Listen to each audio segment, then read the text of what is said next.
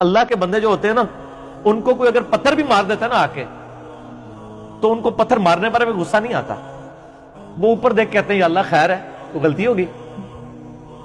کیوں؟ یہ حقیقت بات ہے کہ فاعل حقیقی اللہ ہے. یہ ذہن میں رکھیے گا.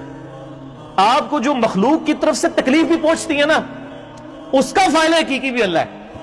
کیونکہ جو ہزاروں تکلیف کے درمیان ہرڈل بنا ہوا ہے، اسی نے اجازت دی ہے نا کہ چلو ایک چونڈی انہوں وڈ لے جائے. کیونکہ ہزاروں تکلیفیں تو اس نے آلریڈی بلاک کی ہوئی ہیں، ہمیں تو پتہ ہی نہیں کہ کہاں سے. آپ نے اگر یہ چیز دیکھنی ہے تو آپ حیران ہوں گے کہ چھوٹے بچوں کا بڑا ہو جانا یہ معجزے سے کم نہیں ہے. بچے جس طرح اندھوں کی طرح بھاگتے ہیں، ایک کن پٹی پہ صرف ایک جو ہے کارنر لگنے کی مار ہے نا بچے کی ڈیتھ، بڑا بندہ مر جاتا ہے.